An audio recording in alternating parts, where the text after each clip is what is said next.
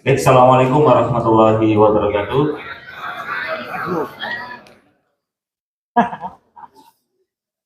Alhamdulillahirabbil alamin. Hamdan syakirin hamdan amin. Wassalatu wassalamu ala sayyidil mursalin sayyidina Muhammadin wa ala alihi wa ashabihi wa man tabi'ahum bi ihsanin ila yaumiddin. Amma ba'du. Yang kami hormati Bapak narasumber kita pada hari ini. Yang kami hormati Bapak narasumber kita pada pagi hari ini, Bapak Dr. Haji Surafiddin, SAG MPDI dari Widya Suara Badan Diklat Kementerian Agama Republik Indonesia, dan Bapak Ibu peserta workshop penguatan moderasi beragama untuk jenjang SMA dan SMK yang berbahagia. Alhamdulillah pada pagi hari ini kita masuk pada kegiatan kita. Materi yang pertama yaitu penguatan konsep tentang moderasi beragama yang akan disampaikan langsung oleh narasumber kita. Untuk kurikulum vitae beliau sudah terpampang, nanti panjenengan bisa langsung berkenalan dan lebih mendalam dengan beliau, dan saya kira kami tidak berlama-lama karena materi pada pagi hari ini dirinya yang banyak berbicara adalah narasumber. Terus selanjutnya kepada Bapak Dr. Haji Surafiddin, SAG MPD, waktu dan tempat kami persilahkan.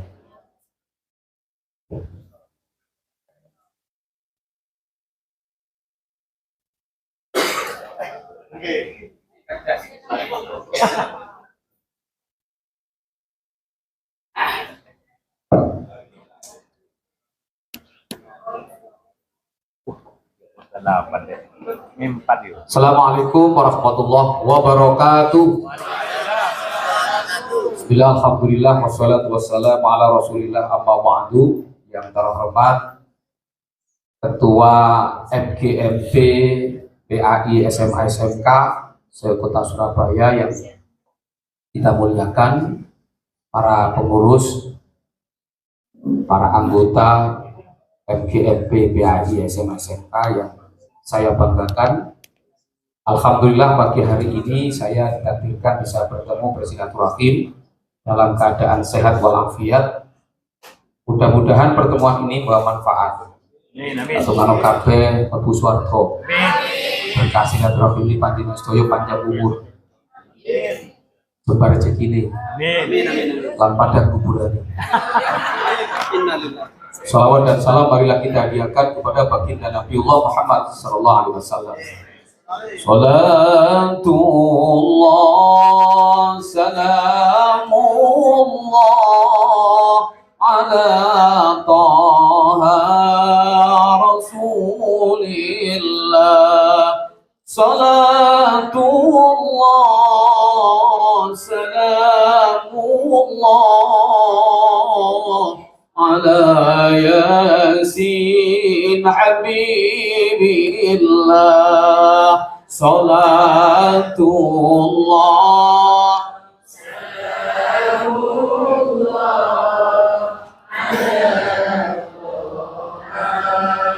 rasulillah.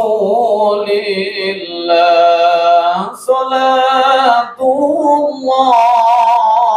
salamullah ala yasin habibillah. Tawassalna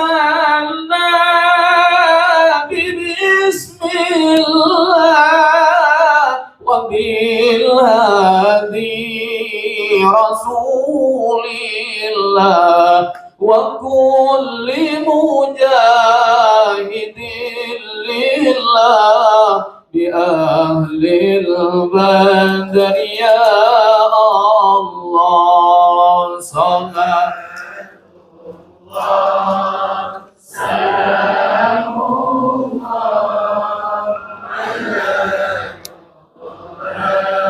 rasulillah. Salatullah salamullah ala yasin. Salat karepmu ora karepmu digecep malaikat rasa-rasa no dewi salatullah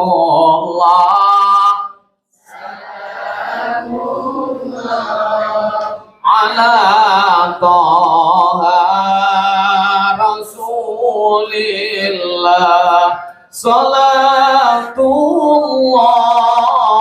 salamullah ala yasin habibillah.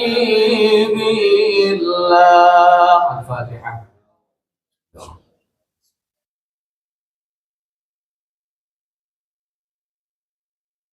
Alhamdulillah pagi ini saya senang bisa bertemu dengan orang-orang hebat, para pejuang pendidikan agama Islam, pejuang PAIS, SMA SMK sekota Surabaya yang tak pernah lelah memikirkan nasibnya. Setelah memikirkan anak-anak didik kita, gitu maksudnya. Jadi setelah memikirkan umat, mikir peserta didik kita, keluarga kita, mikir dirinya sendiri, termasuk tunjangan profesi itu harus dipikirkan itu. Ya, jadi saya ketemu dengan para senior, ada teman SMA, ada teman kuliah, Yai Makrum, cuma bukan Islamuddin. Nah, ada Ustadz Amirul, ini senior saya di pondok, Pak Zainul tadi, yang tadi sebentar, izin sebentar nanti balik, nanti tak balik nggak usah dikasih sertifikat. Tapi beliau atasan saya di PW ISNU, beliau bendahara PW ISNU Jawa Timur, saya ketua ISNU Sidoarjo, jadi saya tidak berani. Oke, dan ini insya Allah ada beberapa alumni penggerak. Tadi saya lihat Ustadz Asmuin mana? Oh alhamdulillah, ini kalau nggak disapa saya nggak dikasih jadwal khutbah lagi. Iya ini alhamdulillah. Ini alumni penggerak ya, beliau juga alumni penggerak. Termasuk juga Ustadz Sofian juga alumni penggerak yang kemarin lintas agama. Maka insya Allah nanti kita bisa sharing bersama terkait dengan penguatan moderasi beragama di sekolah. Sabtu kemarin saya diminta Yudharta Pasuruan terkait bagaimana ini kuliah matrikulasi tentang moderasi beragama. Ini luar biasa, ini perguruan tinggi yang mereka belum pernah menemukan atau mendapatkan materi moderasi beragama secara teoritik, tapi semangatnya luar biasa karena memang di sana sudah terbiasa dengan prodi PAI multikultural. Jadi sangat pas. Kemarin Sabtu itu juga diminta untuk bagaimana moderasi beragama bagi calon-calon mahasiswa, bagi mereka calon alumni PAI multikultural. Baik, silakan berdiri dulu.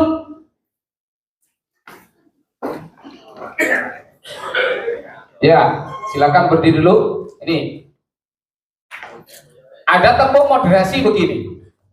Kalau kita moderat tepuk tangan, nah gitu ya. Kalau kita moderat tepuk tangan, kalau kita moderat tepuk tangan, kalau kita moderat, mari kita lakukan. Kalau kita moderat tepuk tangan, kalau kita moderat tepuk paha, kalau kita moderat tepuk paha, kalau kita moderat, mari kita lakukan. Kalau kita moderat tepuk paha, kalau kita moderat tepuk dada, kalau kita moderat tepuk dada, jangan keras-keras dadanya. Kalau kita moderat, mari kita lakukan. Kalau kita moderat tepuk dada, kalau kita moderat semuanya.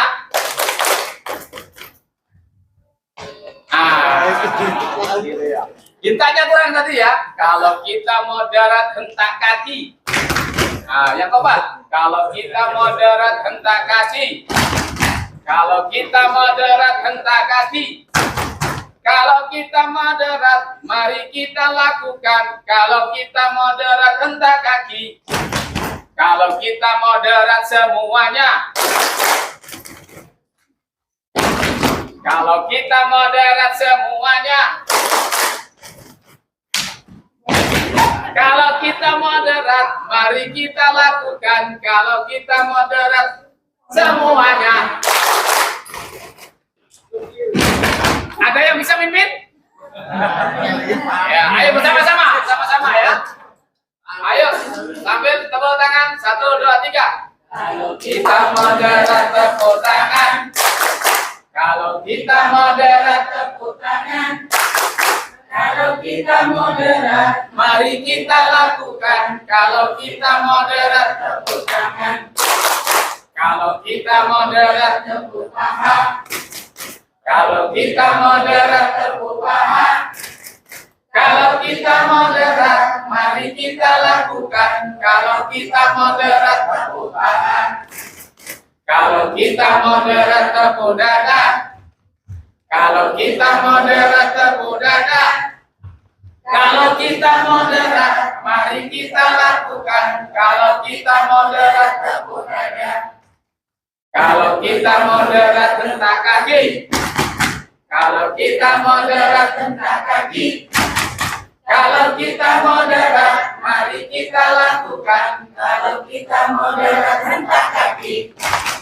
Kalau kita moderat semuanya. Kalau kita moderat semuanya.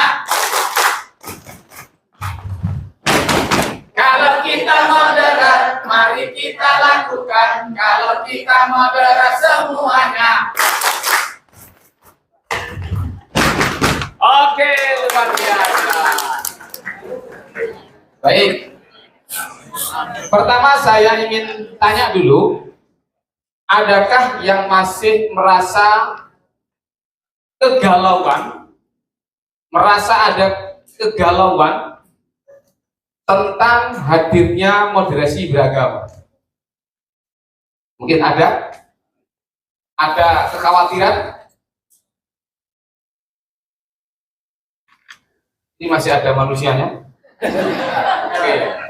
Ada yang merasa galau, khawatir tentang moderasi beragama? Oke, kalau tidak ada berarti selesai. Lo kan sudah moderasi semua ini ya. Yang kedua, adakah di antara Bapak Ibu menemukan peristiwa berita yang bisa menyebabkan kita ini juga bimbang akhirnya? Apakah ini yang termasuk hasil dari moderasi beragama? Mungkin ada. Ini belum saya lontarkan pertanyaan yang lebih menukil lagi. Ada?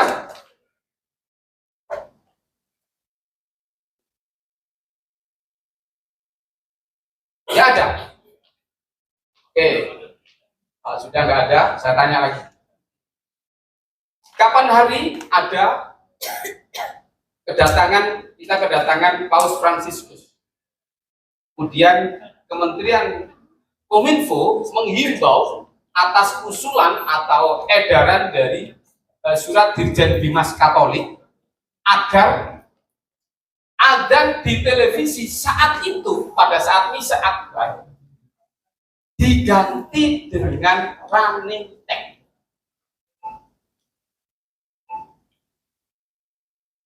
Yang sepakat angkat tangan. Adzan diganti running text.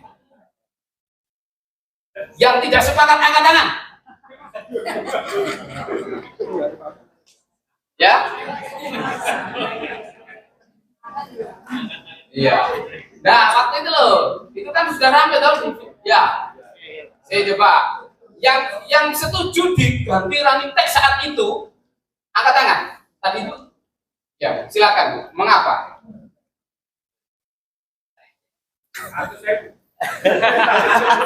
Ya, karena kan esensinya adzan itu tidak diharuskan disiarkan di televisi. Jadi kalau untuk menghormati dan diganti dengan running text itu tidak menjadi masalah. karena adzan sendiri itu kan tetap berkumandang, yang kan tidak dilarang untuk berkumandang di masjid-masjid. Oke, kita berikan power boost. 1, 2, 3, boost. Bisa ya? Kita berikan power boost. 1, 2, 3, boost. Ya, sepakat sekarang. Bismillahirrahmanirrahim. Menurut saya adzan itu tidak sekedar panggilan, tidak sekedar panggilan untuk orang-orang untuk segera melaksanakan sholat, tidak sekedar itu, tapi ada pada nilai esensinya itu pada nilai syiar dalam karena nilai syiar. Toh akhirnya pada akhirnya orang-orang yang selain beragama Islam itu tidak merasa terusik karena apa itu tuh biasa dilakukan. Coba. Power boost. 1, 2, 3, boost. Sekarang posisi moderasi beragama, bagaimana mensikapi dua pandangan yang berbeda. Ini yang terpenting. Dan saya yakin ini masih mending, Pak. Saya kemarin tanya di guru MIT, 99% menolak. Tapi alasannya lucu. Ada yang, loh kenapa Bu? Saya tuh biasanya nonton sinetron, Pak. Jadi kalau nggak ada adzan, saya nggak kenal. Nggak ada. Sambil nonton sinetron, sambil dengarkan apa gitu. Oh, gitu. Yang kedua, alasannya apa? Ada itu kan syiar, gitu ya. Terus ada lagi yang ketiga, kita ini mayoritas. Mengapa harus mengikuti minoritas? Betul nggak? Baca nggak netizen?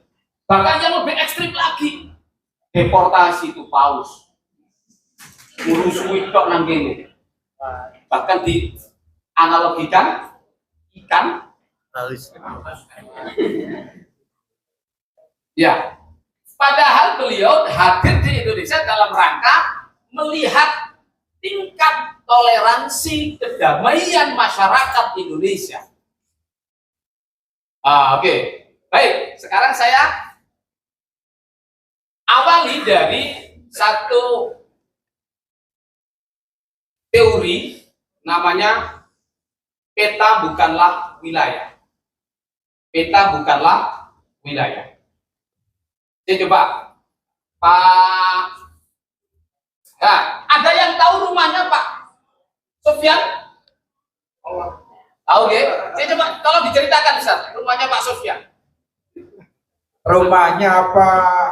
Akses untuk menuju rumah? Iya. Dari sini, gitu? Iya. Nah, kalau saya tidak salah ini bisa. Bisa berdiri, nak, biar Oke, baik. jalan. Baik, ini tetangga saya Pak. Beliaunya ini rumahnya rumput penanggem. Kalau dari sini itu dari SMA 15, kemudian keluar dari pintu gerbang ke kanan, keluar sampai di jalan Ayani, kemudian putar dolok, kemudian notok rukun industri sir, notok kemudian belok kanan. Karena nanti ada makam, setelah makam itu ada gang ke kanan. Baik, setelah itu gang pertama masuk, kira-kira kurang lebih 500 meter begitu. Ada gang kecil masuk ke kiri, seperti itu Pak. Oke. Untuk menangkap. Terima kasih. Kasih itu nggak bener? Pak Kardi, power boost untuk Pak Kardi. 1, 2, 3. Sekarang jenengan Mbak sebagai yang punya rumah, jangan-jangan lebih hafal beliau daripada Pak Sofyan. Kira-kira lebih hafal Pak Kardi atau Pak Sofyan? Ini Pak, ceritakan Pak Sofyan. Silakan berdiri, Pak. Oke, terima kasih. Kalau dari sini, dari sini Jalan Ayani itu, Jalan Ayani, Jemur, lurus saja ke timur sampai mentok, kemudian mentok itu industri belok kanan. Nah, kemudian ada Indomaret, satu-satunya Indomaret yang pertama belok kanan, sudah di situnya. Nyampe. Ya, kita buka aja. Oke, pertanyaan saya, power push dulu dong. 1, 2, 3. Apakah beda antara yang dituju oleh Pak Sofyan sendiri dengan Pak Kardi? Sama. Apakah sama yang dikatakan Pak Kardi dengan Pak? Beda. Lalu yang membedakan apa? Jalur. Yang membedakan apa? Oke. Apa? Rute. Yang kedua, data. Yang berbeda tadi apa? Data. Tadi disebutkan makan oleh Pak Kardi. Itu berarti mindsetnya itu memang mindset akhirat. Tapi Pak Sofyan malah Indomaret. Soalnya apa? Mindsetnya dia ini orang bisnis. Padahal esensinya sama. Gitu loh. Berarti yang membedakan apa? Sudut pandang. Sudut pandangnya yang berbeda. Apakah kemudian gara-gara berbeda Pak Sofyan ngamuk sama Pak Kardi? Oh, gak bener itu misalnya, ada enggak? Enggak. Ya inilah moderasi beragama, Pak. Paham? Esensinya ya itu. Ketika ada data yang berbeda kemudian dimaknai, terserah. Yang penting actionnya itu apa? Nah, yang tidak kalah penting sebenarnya, mengapa itu bisa berbeda? Ayo coba. Dari sini saja coba. Jenengan nyebutkan apa tak? Bentuknya kan ada panjang, ada bunter, ada. Ya, apa ini? Panjang. Kalau dari sini? Bulat ya? Bulat. Ya. Mengapa berbeda? Karena sudut pandangnya berbeda. Beliau melihatnya dari sini, sementara yang ini melihat dari yang dilihat bulatnya, yang sana yang dilihat panjangnya. Esensinya sama enggak? Esensinya sama enggak yang saya maksud? Kenapa kok nggak bertengkar?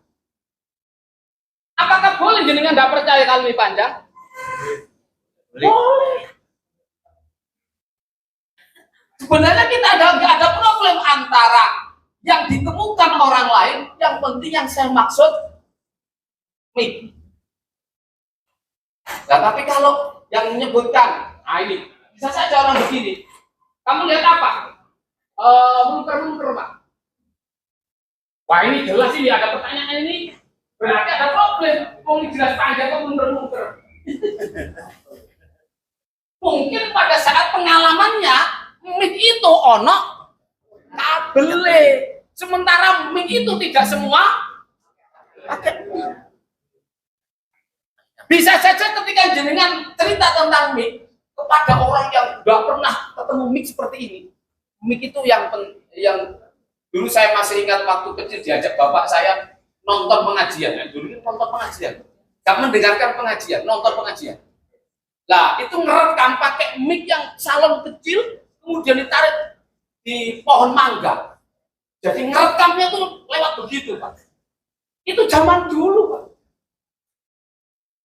Data yang berbeda menimbulkan makna yang berbeda. Tapi esensinya sejatinya sama. Oke. Ini yang disebut dengan peta bukanlah wilayah. The map not is the territory. Apa? Peta bukanlah wilayah. Tepuk satu. Maksudnya apa? Kita yang mendengarkan cerita Pak Kardi, iya Pak, yang namanya di sini namanya Pak Khairul, iya Pak. Dalamnya putih Pak Khairul. Oh, putat gede nih, oh jarak. Oh, putat jaya lah. Putat gede nih putih. Oh, akhirnya masih tombol nih lagi ya. Iya, putat gede, iya. Nah, saya juga punya saudara di sana. tapi sudah meninggal semua. Ibu tak gede juga. Ya, ya mungkin anak-anaknya, tinggal anak-anaknya. Ya, tinggal anaknya. Ya. Oke, saya sambung ya. Jadi ketika kita mendengarkan cerita Pak Ardi dan Pak Sufyan, berarti kita ini posisinya masih peta. Tahu peta? Peta itu apa? Hanya menunjukkan apa ya?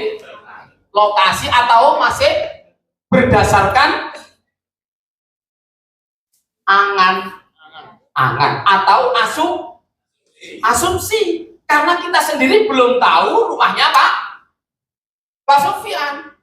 Sementara beliau berdua sudah mengalami, gitu loh, sudah mengalami itu yang disebut dengan wilayah.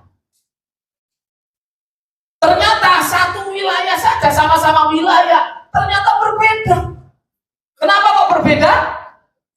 Yang menyebabkan berbeda apa?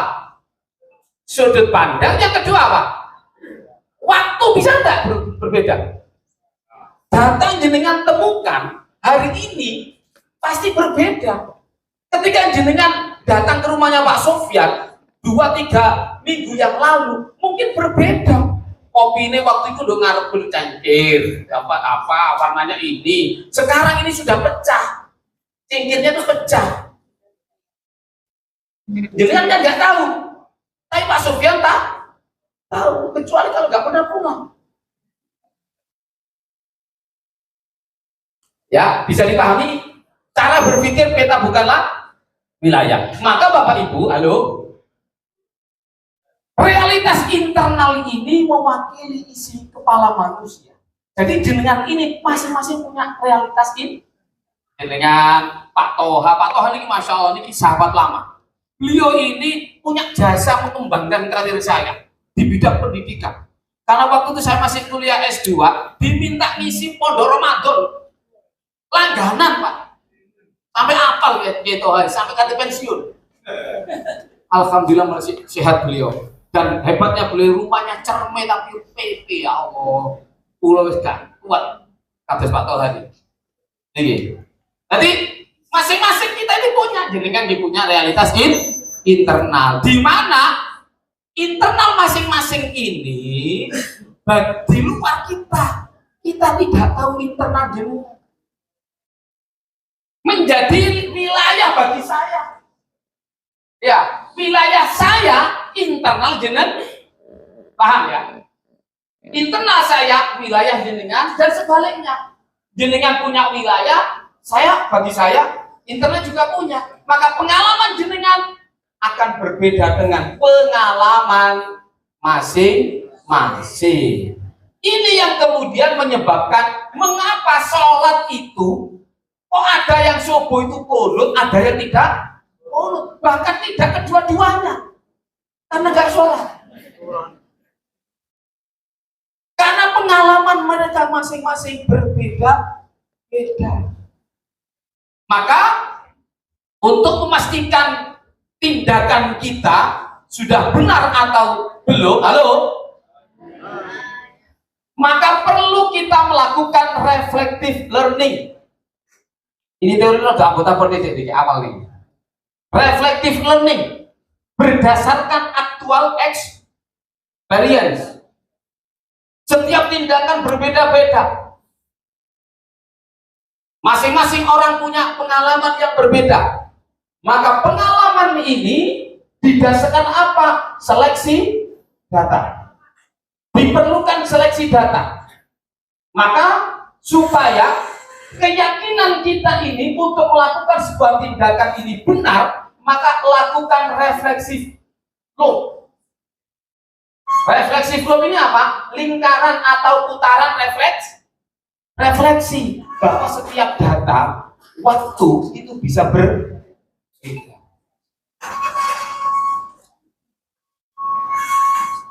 Pak Ma'ruf niki ketrian ganteng wong ya. Dan sampai sekarang postur tubuhnya tetap berbeda dengan saya, maju perut, pantat mundur.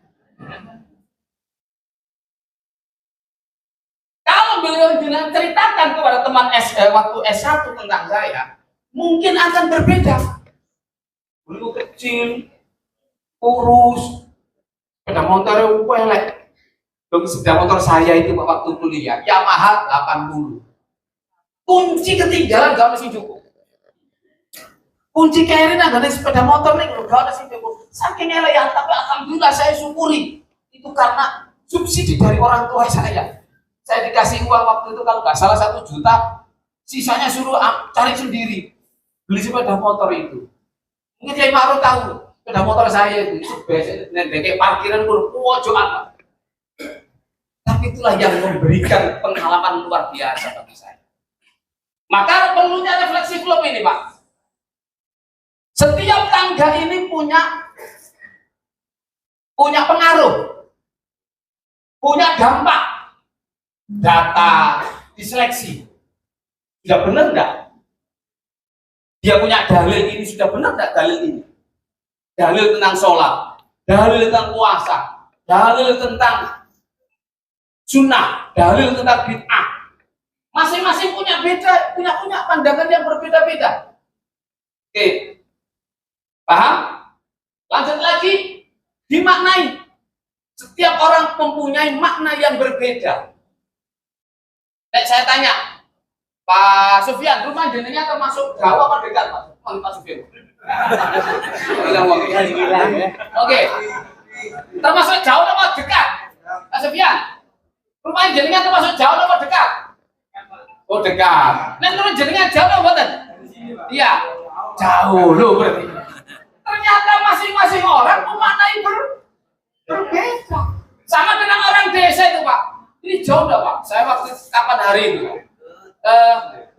Dari Surabaya ke Padang, mau ke pesisir selatan.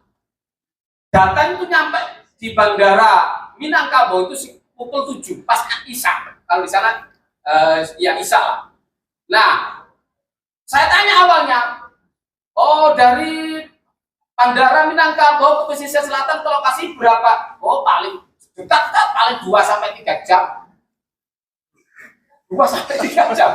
Masya 2-3 jam itu dekat, Pak. Malah ada yang bilang, ya cuma itu Ustaz, kayak Surabaya, Gresik, Sidoarjo. Maka saya, dia pun, saya berangkat agak sore saja, biar nanti di sana ya yang penting nututi. Ternyata Pak, Masya Allah, sana sudah nyampe hujan. Lokasinya itu di pesisir mana itu jalan yang baru dibuka oleh Pak Jokowi. Itu termasuk jalur apa istilahnya proyek nasional. Sama bilang begini, yang di saya itu pengawas. Jadi dengan ini cari tempat kok cukup begini. Oh, konco-konco tadi. Ternyata apa, Pak? Luar biasa, di luar ekspektasi. Ternyata di sana itu terkenal Raja Ampatnya Sumatera. Jadi hilang semua, Pak. Penyakit apa tadi, sakit-sakit pusing. Subuh itu saya lihat, Masya Allah. Langsung melihat ke view gunung-gunung kecil. Tidak ada yang kembar lagi. Ada yang kecil, ada yang besar. Luar biasa, Pak. Nah, pandangan orang tentang lokasi tadi. Ada yang mengatakan jauh, ada yang mengatakan. Itulah yang dimaksud bahwa setiap data itu mengandung makna yang berbeda. Tergantung apa tadi? Sudut pandangnya. Yang kedua, yang ketiga. Dari makna mengandung apa? Asumsi. Dari asumsi mengandung makna, mengandung konklusi, kesimpulan.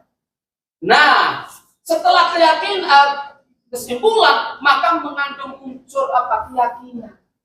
Sudah kalau yang namanya keyakinan ini masing-masing punya keyakinan. Sampai dia mengamalkan apapun, silakan. Nanti akan ada konsekuensi. Makanya Tuhan mengatakan, kamu sholat kamu.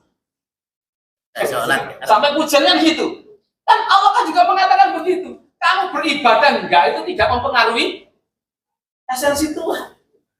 Gitu. Nah, oke. Bapak Ibu, pernah enggak jenengan, tadi kan saya katakan, ini tidak ada keluar-keluar, kok ada yang mengatakan keluar? Itu berarti apa? Menyimpan sesuatu yang tidak mendukung dirinya sehingga membutakan. Bapak Ibu masih ingat ketika ada seorang profesor minta maaf gara-gara dia berstatement ya tentang tokoh, lalu dia mengklarifikasi, mohon maaf data saya salah. Ini profesor loh Pak, seorang profesor ternyata bisa dibutakan oleh bias kognitif. Ini profesor, apalagi guru agama. Maksud saya ini guru agama loh Pak. Saya ini guru agama, guru ngaji. Nah, apa yang menyebabkan? Yang pertama, egosentris memori. Memori itu begini Pak, semua itu digebiah-uyah sama. Ada orang Madura, Pundi Madura, Pundi bukan sing wani Madura. Wakil nih, pasti orang nih Madura Bu. Oh iya, alhamdulillah. Ada juga yang orang saya berarti kita sama Bu, satu darah. Maksudnya satu darah Madura. Iya, Dharma. Ya. Biasanya orang Madura dikatakan begini, Maduro, kamu. Padahal tidak semua Madura itu kan? Karena dia merasa orang Madura punya pengalaman dengan dia yang mungkin tidak mengenakkan lah. Tidak mengenakkan. Ya, karena pengalaman yang itu kemudian membekas di memori. Sehingga apa? Yang didengar atau yang diingat adalah sesuatu yang jelek. Sementara ada juga orang Madura yang baik sebenarnya, tapi terkadang dia tidak. Itu namanya melupakan bukti dan informasi yang tidak mendukung. Apalagi waktu masih pacaran diputus orang Madura, oh sakitnya di sini. Oh pangkel sak turun-turun pokoknya ojo sampai oleh motor. Ternyata Pak, makanya kenapa sampai Habibaka haunama asa ayakuna bagi doka yaumamah. Nek benci ojo teman-teman, suatu saat yang kau benci itu akan menjadi kekasih. Iya, betul nggak? Loh ini. Yang kedua Pak, egosentris, miopia. Miopia ini kecenderungan berpikir absolutis. Absolutis ini dalam pandangan sempit. Jadi kalau ini contohnya, kalau kita sebagai guru enaknya itu mengatur ya pasti kan? Guru itu kan otoritas mengatur siswa. Itu namanya absolutis. Maka yang namanya pengambil kebijakan, ya apa sekiranya yang penting enak bagi dirinya. Tadi cerita Pak Muslim ya, Pak Muslim di ospek sama Kang Zainul. Biasanya ya orang yang mengospek itu biasanya ada dendam. Aku beda dengan Neno. Betul nggak? Kita kan punya rata-rata begitu. Kita sebagai pembimbing, saya ini juga dosen juga ngajar di perguruan tinggi. Pasti ada kecenderungan aku biar di Pulau Solo waktu nyusun disertasi. Dan saya cerita Pak, disertasi saya itu saya lakukan penelitian 6 bulan di kota Surabaya dan sudah menghasilkan buku. Salah satu subjek penelitian saya SMA 15 ini. Cuma sayangnya tuan-tuannya nggak ada. Iya. Pak Ma'ruf sempat saya tanya. Terus Pak Munir waktu mantan MGMP juga sempat saya jadikan sumber.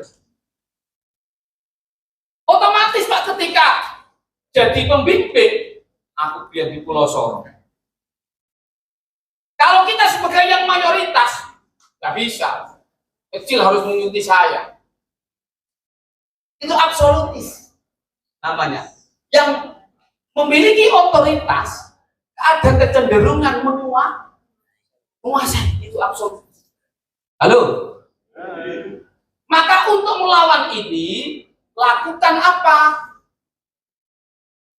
Berpikirlah seperti kita, kalau sebagai guru berpikirlah seperti seorang murid. Iya, namun aku di ngono ya sawang. Iya kan? Itu namanya melawan absolutis. Kalau yang ini mengingat, lupakan yang jelek-jelek itu. Kalau yang ini, ya. Kemudian yang ketiga, egosentris, netostis, kecenderungan merasa lebih baik, superior. Ini hampir sama. Merasa yang paling besar, merasa yang paling benar, ini superior. Merasa yang paling kuat. Kami ini masyarakat yang besar, itu superior. Tuh. Ya, ini yang superior. Kalau yang ini, hipokrisi, mengabaikan atau inkonsistensi. Nah, ini juga kadang-kadang kita kena ini. Bikin aturan tapi dilanggar-langgar sendiri. Siswa dilarang telat, kita sendiri telat. Ya, ini hipokrisi. Ini biasa Pak, manusia itu. Terus egocentris, oversimplification. Ini yang menyebabkan orang ini menyederhanakan masalah. Ada yang bilang begini, ngapain sih ada moderasi begini? Ini kan proyek-proyek saja ya. Mungkin ada yang perasaan begitu, tapi saya tidak seudon, hanya berprasangka saja. Paling mana sih ada yang gini, alah menteri ganti sekarang meneng, iya kan? Pada sekarang itu malah ditingkatkan Pak dengan Gus Miftah langsung ngurusi ini sebagai utusan khusus presiden dalam bidang kerukunan dan moderasi. Wah, berarti ditingkatkan. Nah, yang terakhir egosentris, blindness. Blindness ini kecenderungan tidak memperhatikan fakta, dalil. Jadi kalau ada dalil yang tidak menguntungkan, dia tinggalkan dalil ini. Ya, gitu ya. Meskipun sudah benar, ini jelas-jelas dari Kanjeng Nabi. Wah, enggak ini. Itu doif, misalnya begitu. Pada jelas Kanjeng Nabi. Itu. Nah, ini coba. Ini gara-gara kita tidak melakukan sebuah check and recheck dan hanya berdasarkan fakta sesaat. Padahal setiap fakta punya makna dan tidak ansih yang sesungguhnya. Halo? Pernah nggak lihat di TikTok ini viral? Ini loh. Mungkin jenengan kurang peka atau nggak punya TikTok. Yang punya TikTok? Nggak punya? Nah, ternyata ada yang nyemoni gini Pak. Apa ini? Ngeramesi. Dianggap ini salib. Setelah saya tanya kepada orang yang Kristen atau Katolik, oh, sampai memaknai gini itu saya apa salib enggak? Enggak Pak. Berarti berita ini tidak benar. Ini lagi konspirasi kafir membunuh Muslim. Gara-gara apa? Sepeda motor dibuat, diproduk, dikirim ke Indonesia. Akhirnya apa? Terjadi kecelakaan. Yang paling banyak korbannya motor ya. Padahal tidak semua. Kemarin bus tol Cipularang. Apakah itu sepeda motor yang jadi korban? Enggak. Berarti narasi ini tidak benar. Yang kedua, dia cerita ini di masyarakat Muslim. Sementara dia tidak cerita yang memakai produk-produk sepeda motor di India itu juga banyak. Mereka itu umat Hindu. Kalau di Jawa, iya Muslim. Tidak cerita ketika dia berada di Bali. Tidak cerita ketika berada di NTT, Kupang. Paham dong? Nah, maka waspadalah dua arus ini. Ya, kita harus memperhatikan dua arus ini supaya kita tidak gampang terjebak dengan berbagai statement, fenomena yang itu bisa merugikan orang lain. Ada teori namanya teori M dan U. Teori M ini adalah teori yang tertutup. Kalau U ini terbuka. Teori M ini biasanya mengunduh, kemudian membutakan dan menyangkal. Meskipun data itu benar, dia tidak akan menerima. Lalu dia tidak ada kehadiran. Dan pada akhirnya sejatinya dia ingin menghancurkan. Ya, menghancurkan. Nah, ini dipengaruhi oleh three voices. Three voices itu 3 suara. Yang pertama apa? Suara tertutup. Suara ketakutan. Yang kedua suara kebencian. Dan ketiga suara ketidakpedulian atau TK. Oke. Kalau pilkada begini ini muncul enggak rasa ketakutan? Takut kalah. Guru takut tunjangan profesinya nggak cair. Yang negeri sudah lumayan karena kemarin dapat berita. Yang swasta khawatir nggak? Oke. Nah, ini memang suara-suara itu Pak yang menghantui kita. Termasuk misalnya suara-suara ini ya. Ini kalau orang gereja ini dibangun maka akan mengurangi jamaah saya. Atau aliran ini datang baru ini nanti akan bisa mengurangi umat saya, jamaah saya. Ini adalah suara-suara ketakutan, kebencian dan juga ketidakpedulian. Oke. Untuk melawan ini maka bukalah pikiran kita dengan cara melihat dengan mata jernih, lalu dirasakan, lalu kemudian presencing. Presencing itu hadir utuh sadar penuh. Hadir utuh sadar penuh itu berarti jenengan yang di sini memperhatikan, itu berarti sadar penuh. Kalau hadir utuh tidak sadar penuh itu berarti di sini utuh, tapi pikirannya melayu. Berarti enggak sadar penuh. Ya. Nah, kehadiran kita ini dalam rangka apa? Kristalisasi. Oh ya, oh ternyata moderasi beragama itu seperti itu. Itu kristalisasi.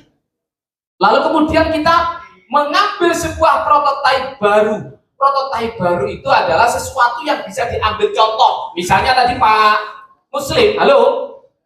Pak Muslim tadi menceritakan apa? Masih ingat? Saya coba, dia ceritakan Ustaz. Terima kasih waktunya. Tadi Pak Muslim menceritakan tentang pembangunan gereja yang di sebelahnya ada musola.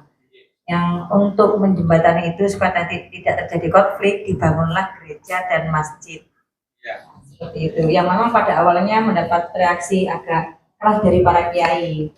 Terus kemudian beliau menjelaskan alasan kenapa dibangun gereja dan ada masjid itu. Seperti itu yang saya tangkap. Dengan Ibu siapa? Bu Siti, power bus untuk Bu Siti. 1, 2, 3. Dari SMA mana Bu? Al-Irsyad. Saya kemarin lewat Al-Irsyad. Mencari ampel kok kali jadi tutup satu arahnya. Muter kemana-mana ya Allah. Sampai hampir setengah jam saya mencari. Ini saking seringnya ke ampel. Tapi saya pernah punya pengalaman, saudara. Saya pernah diajak teman saya sholat Idul Adha, walaupun SMA, sholat di Masjid Al-Irsyad. Yang setahu saya, waktu itu belum ada masjid sekeren Al-Irsyad. Tepuk tangan Al-Irsyad. Power bos, 1, 2, 3, bus. Oke, ya. Nah, yang dicontohkan oleh Pak Muslim dan diceritakan oleh Ustazah Siti tadi, itu sejatinya muncul prototipe baru. Oh iya, di Lumajang dikukuhkan sebagai Kabupaten Moderasi Beragama. Dan itu sudah saya presentasikan di konferensi Asia Afrika di Bandung beberapa waktu yang lalu, di akhir tahun 2023. Jadi praktik baik Kabupaten Lumajang sudah saya presentasikan. Itu dibagi beberapa kelas. alhamdulillah saya dapat kesempatan itu. Itu berarti prototipe baru dalam rangka apa? Untuk dijalankan bersama-sama. Dalam bahasa Al-Qur'an ya, fastabiqul khairat. Nanti akan saya jelaskan posisi moderasi beragama dalam perspektif Al-Qur'an. Ini kita masih meraba-raba dalam perspektif teori M dan U. Sampai di sini ada yang belum paham tentang ini? Monggo.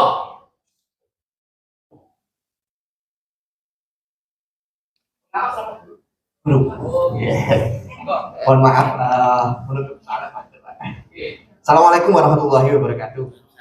Kalau saya lihat dari keterangan Ustaz tadi, mulai awal dari akhir itu, kenapa yang dicontohkan, kenapa kok tidak sampai terjadi pertengkaran? Contoh tadi rumahnya Ustaz Sofyan, yang dikatakan oleh Ustaz Sofyan dengan yang dikatakan oleh Pak Sukardi, beda tapi tidak bertengkar.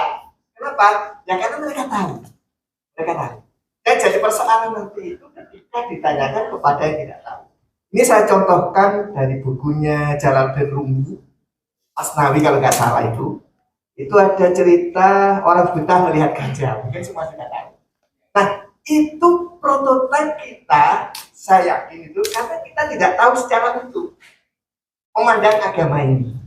Jadi karena terjadinya perbedaan dan tidak tahu, sehingga terjadi pertengkaran. Kalau sudah tahu sih, dari sana, tahu ini, tahu. Nah, tentu tidak jadi pertengkaran, tidak terjadi perbedaan yang mencolok, karena sudah tahu. Ini Ustaz. Jadi saya harapkan mungkin dimulainya itu dari orang-orang yang tidak tahu dulu.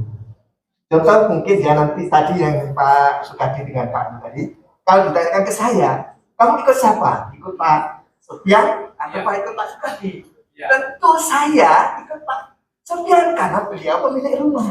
Dan saya tidak ikut Pak Sukadi karena beliau bukan pemilik rumah. Tetapi apakah Pak Sukadi salah? Tidak. Tapi saya tetap buat Pak Sofyan. Terima kasih. Oh, luar biasa ini. Mulai terbuka nih berarti ya. Pak, siapa namanya Ustaz? Pak Lutfi, kita bukan power boost, Pak Lutfi. 1, 2, 3. Boost. Oke. Ini luar biasa. Berarti beliau sudah mulai menangkap bolanya. Coba pertanyaan saya, apakah pemilik rumah itu selalu lebih update daripada yang bukan punya rumah? Belum tentu, karena bisa saja dikontrakan. Iya. Oh, Pak. Ya, bisa saja dikontrakan. Tapi saya sepakat, kamu ikut yang mana? Ikut Quran apa Pancasila? Loh, karena kan ada pertanyaan gitu. Itu pertanyaan ngawur, itu pertanyaan nggak perlu dijawab. Itu soalnya salah. Nggak itu katanya ya. Nah, makanya tadi saya juga sampaikan, kira-kira kita ini hanya bisa nggak sampai ke rumahnya Pak Kardi? Pak siapa Pak Sufyan? Nggak bisa karena kita masih dalam angan. Sementara Pak Kardi dan Pak Sufyan itu sudah mengalami. Sama dengan kita beragama dengan orang lain, mau beragama yang lain, itu wilayah mereka. Mereka pun juga punya aturan sendiri, sementara kita di luar. Internal kita menjadi eksternal mereka internal kita, atau internal mereka eksternal, itulah kehidupan ini. Nah, gitu ya. Masih ada lagi. Ini Jun, hati-hati loh gitu. Hati-hati. Ibu, betul apa? Enten. Semangat itu. Bukan, yang saya maksud bukan antara agama antar agama atau agama lain, ini di agama kita saja. Sebab mohon maaf saya mencontohkan di SMA 2 bawahnya. Itu kami kalau persoalan dengan agama lain itu sudah selesai, artinya sudah tidak ada lagi hal-hal yang perlu dipersoalkan, dan kami pun biasa menggunakan atau membuat kegiatan bersama, SKK, SKP, SKI, kegiatan bersama ke luar kota, dan tidak ada persoalan apa-apa. Yang jadi persoalan itu di ada agama kita di agama Islam sendiri. Kadang-kadang ada yang dulu waktu saya 4 tahun yang lalu itu yang banyak cingkrang gini, kadang-kadang mereka memisahkan diri sendiri dan macam-macam lah, sehingga kami waktu itu sampai pernah membentukkan kegiatan SKI satu. Nah akhirnya kami apa namanya ini lagi, saya lagi sebenarnya sekarang sudah alhamdulillah sudah selesai. Nah, hal-hal semacam ini yang harusnya kita jadikan apa ya istilahnya fokus untuk menyanyikan moderasi. Jadi bukan di ini tapi di internal kita sendiri. Jadi Bapak Ibu guru itu diharapkan untuk lebih memahami perbedaan di dalam agama ini. Bukan arah agama. Contoh ya seperti Imam Madhab saja lah, Imam Maliki, Syafi'i dan lain sebagainya. Itu harus kita terangkan kepada anak-anak sehingga perbedaan itu tidak menimbulkan sebuah persoalan. Hanya itu. Di kita ini belum sampai ke sana kan? Belum, jadi kan memang saya pancing dulu. Jadi kita nanti tidak bicara hanya sekedar outward. Saya sampaikan Pak, justru yang problem itu bukan dengan antar agama, tapi itu kasuistik Pak. Mohon maaf, setiap daerah tensi dan potensi konfliknya itu berbeda-beda. Itu perlu digarisbawahi dulu. Mengapa jenengan tadi bicara itu? Karena di Surabaya ini sangat berbeda ketika kita berada di tempat lain. Nah, tapi nanti akan kita contohkan beberapa praktek-praktek yang selama ini kita masih dalam batas asumsi. Mata nih, oke, saya belum masuk ke sana. Itu tadi hanya mancing saja. Nah, sekarang kita buka di sini Bapak Ibu. Bapak Ibu tahu nggak? Sekarang jumlah umat Islam di Indonesia berapa?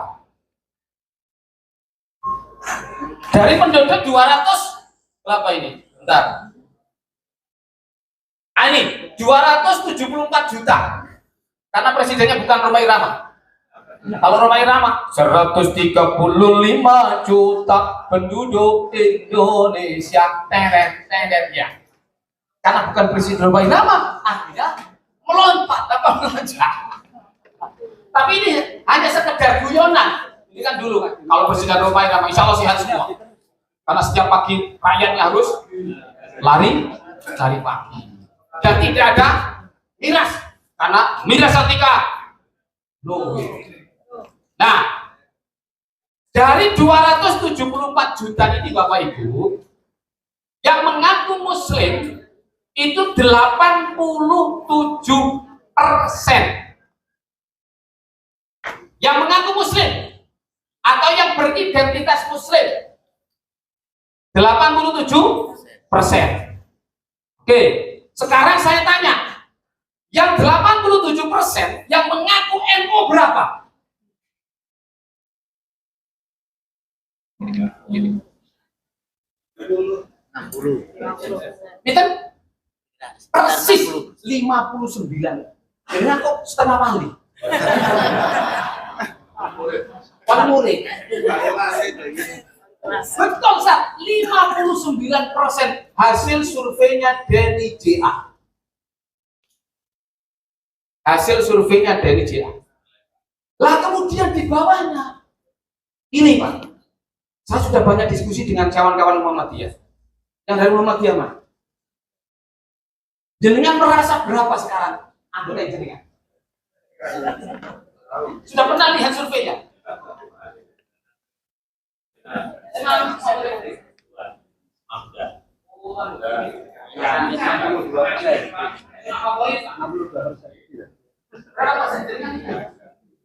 dari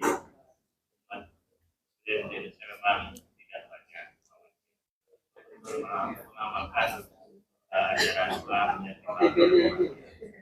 ya sekitar 30%. Oke. Jenengan cek sekarang juga kalau nggak percaya, yang mengaku Muhammadiyah itu tidak lebih 7%. Dan itu sudah saya cross check dengan Pak Jumadi, ketua pengurus PDM Surabaya. Betul nggak? Betul kan?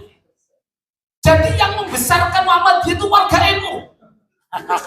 Ini katanya Pramuti. Jadi besarnya Muhammad itu karena warga NU. Rumah sakit Khadijah, sing kerja sing akeh wong NU, sing loro ya akeh wong NU. Lho niki hak niki. Niki hak. Tapi saya tidak mau membandingkan antara NU Muhammadiyah. Wong kok ngene kadi banding ke sae ke ya mesti kalah. Ku berharap engkau mengerti, di hati ini ada moderasi.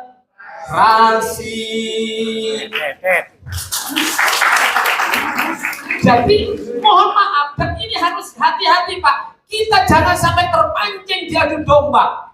Karena 6% ini luar biasa. Nanti saya tunjukkan dalilnya bagaimana kita bermoderasi antara NU dan Muhammadiyah. Saya banyak cerita. Traktir, kok traktir. Nah gitu ya. Oke, saya tunjukkan aja datanya. Di bawahnya itu Pak, Bu, nyapunten Al-Irsyad, Jamiah Wasiliyah, dan kelompok-kelompok ormas di daerah. Saya kemarin di Medan itu ada Jamiah Wasiliyah di sana itu. Jadi ada ormas-ormas lokal. Kalau di NTB namanya Nahdlatul Wathon, itu tidak lebih dari 2% datanya. Lah yang ini sih agak gemes ini Pak. Yang kemarin menggemparkan Jakarta itu nggak sampai 0,sekian%, nggak sampai 1%. Apa yang menyebabkan mereka bisa menggoncangkan Jakarta? Media sosial.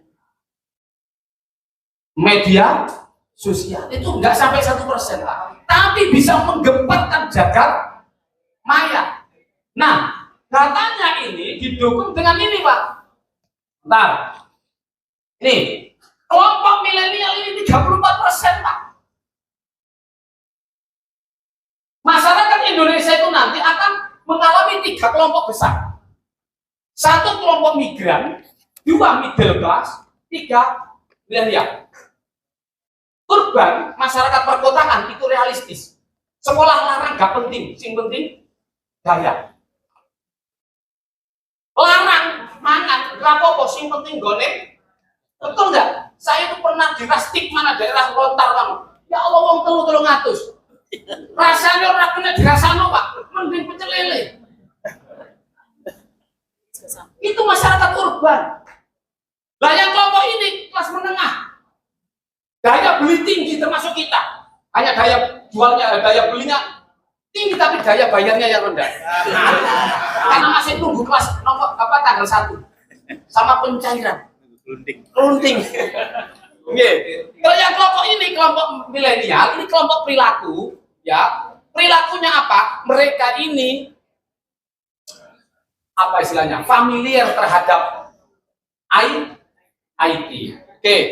Nah, sementara kita ini menghadapi tantangan ini, Pak. Kemajemukan sebuah tantangan kita, pulau 17.250 agama dan kepercayaan, suku 1.340, 546 bahasa. Tapi kenapa kita masih bisa bertahan? Sementara Syria itu hanya dua suku besar, apa istilahnya, madhab, Syiah dan Sunni, nggak pernah akur. Sunni didukung oleh Uni Soviet, yang Syiahnya Sunni siapa? Satunya itu bukan Sunni Syiah. Sunni Syiah, kemudian ada lagi gunanya. Dari kelompok-kelompok ini juga didukung oleh Amerika. Artinya apa? Tingkat heterogenitas itu tidak menjamin semakin heterogen semakin tidak aman, atau semakin homogen semakin aman. Tidak ada. Syria itu Pak, sampai sekarang ini, kemarin saya tanya anaknya teman saya takmir masjid, putranya masih di Syria. Habis sudah pulang, dipulangkan Pak, karena di sana tidak aman. Saya kapan hari di Jakarta ketemu teman LDNU, ikut pelatihan tentang dakwah. Kemudian saya tanya, dia dari mana? Saya ini asli Jawa Barat, tapi sekarang ini lagi pendidikan di Afghanistan. Oh, terus gimana sekarang? Ya sementara ini saya mengamankan diri di dinding. Jadi nggak balik dulu Pak, karena di sana masih konflik. Somalia Itu juga begitu. Madhabnya apa di sana? Madhabnya Wahabi semua, Pak. Tapi mereka tidak bisa Nah, sementara Indonesia ini kita masih bisa bertahan. Nah, ini menjadi tantangan kita. Kenapa? Karena sudah muncul fenomena ini. Coba kita lihat ini fenomena apa kira-kira? Halo? Bapak Ibu? Mengapa kok, mungkin ada pertanyaan, kok Muslim yang dijadikan contoh? Betul? Ya, karena kita mayoritas. Karena di masyarakat yang mayoritas, ketika terjadi kasus intoleransi, pasti yang mayoritas yang menjadi tertuduh tersangka. Sama dengan ketika jenengan Hindu di Bali, yang tertuduh siapa? Hindu. Di mana Papua, yang tertuduh Kristen. Di Myanmar, yang tertuduh Buddha. Itu adalah hukum alam. Maka karena kita mayoritas Muslim, kita mencoba fenomena yang terjadi di sini, Pak. Saya ini dulu termasuk sangat senang dengan simbol-simbol keagamaan. Jadi waktu kuliah, topi saya itu ada tulisan We are Muslim, Young Generation Muslim, Iskariman, Aud Syahidan. Kalau saya ceramah waktu muhadharah, walan tardu ankal yahud walan nasara hatta tattabi'a millatahum. Jadi dalil-dalil itu tuh sangat laris waktu itu. Sangat laris. Tapi setelah kami mengikuti perkembangan, bagaimana guru saya mengajarkan juga meskipun di satu pesantren ini. Guru saya itu tokoh NU, tapi punya jadwal khotib di Masjid Al-Manar Muhammadiyah sepanjang. Saya punya jadwal, saya pernah dijadwal di situ. Itu guru saya. Baru setelah itu saya belajar kepada Prof. Amin Abdullah, Dewan Pakarnya Muhammadiyah. Beliaulah yang mencerahkan bagaimana kita beragama. Nah, akhirnya apa? Kita mencoba. Ternyata yang selama ini kita tunjukkan itu, ya ternyata untuk apa ya? Sama dengan jenengan ini, yang bukan banser, pakai banser, itu berarti dia nggak percaya, nggak pede dengan banser. Sampai saat ini saya tidak punya kartanu, Pak. Tapi kalau nggak percaya saya ini orang NU, cek saya mulai pengurus wilayah, di cabang ketua ISNU, di wilayah Ma'arif, di ranting itu loh jadi ketua BPM Ma'arif, dicalonkan ketua ranting saya menolak, yang keluar ketua Ma'arif di bawahnya malah. Tapi Kartanu tidak punya, hanya punya Kartanu pada saat zamannya Gus Dur. Sudah. Nah, itu artinya apa? Simbolik ini tidak terlalu penting, tapi bukan berarti nggak penting. Paham maksud saya? Simbolik itu penting, tapi jangan dianggap itu sebagai satu-satunya orang beragama, itu hanya didasarkan pada simbol. Kalau itu yang terjadi, kita akan ketipu. Banyak orang yang pakai jubah, tapi dia pekerjaannya apa? Bahkan tidur sama istri orang. Nah ini, maka jangan tertipu. Sekarang ini ada generasi Muslim baru, Pak. Ini sudah banyak di sekolah di Malang, ya. Saya punya teman Pak Maruf, teman kita juga. Tahun 2000 berapa itu? 2017 kalau tidak salah. Dia nyerang menjualkan mobil saya. Loh kenapa? Aku kebelet utang.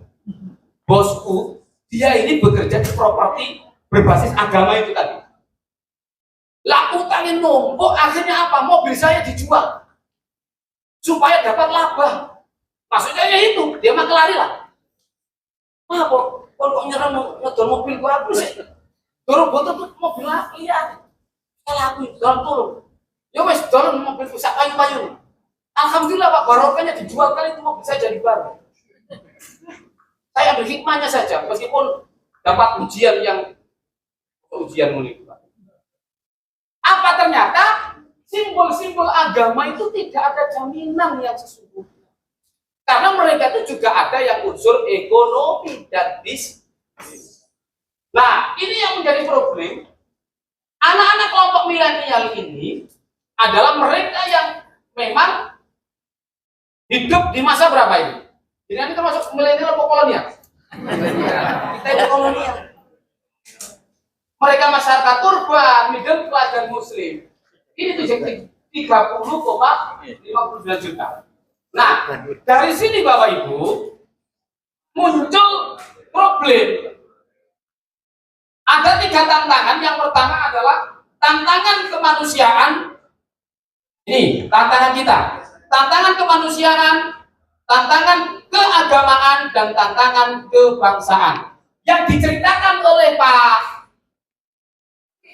Lutfi tadi, kok tahu ketemu jadi nggak Pak Lutfi ini? Kok kayaknya nggak asing ya dengan Pak Lutfi? Oh iya, Masya Allah. Gus. Mereka gede Pak Lutfi ini, ya Allah. Saya jadi pastor atau Pak Lutfi. Jadi kalau yang pertama, ini yang kelompok-kelompok ekstrim yang suka ngebom, Pak. Ya, ini kelompok yang pertama ini. Insya Allah jangan-jangan ada yang murid jenengan nanti. Naudzubillah. Nah ini murid jenengan. Ya. Isa Dita, SMA 5. Ada orang yang di sini ya? Oh nggak ada ya? Ini orang Surabaya, Pak. Bahkan dia kebun bersama keluarga. Dia menafikan aspek-aspek kemanusiaan hanya gara-gara ingin masuk surga bersama-sama. Ini kelompok ekstrim. Ini bukan masalah radit ya, kalau radit mendalam. Jadi kan fanatik pun. Yang tidak boleh itu ekstrim. Yang pertama kelompok ekstrim. Yang kedua apa? Kelompok yang suka mengklaim kebenaran secara subjektif, tidak mau penafsiran orang lain. Ini yang internal kita. Kapan hari orang ngamuk di masjid Palm Spring, itu di belakang masjid saya, kantor saya di Bali Diklat. Gara-gara apa? Dimain, ngomong, ngedel, jalil itu bertengkar di masjid, Pak. Coba.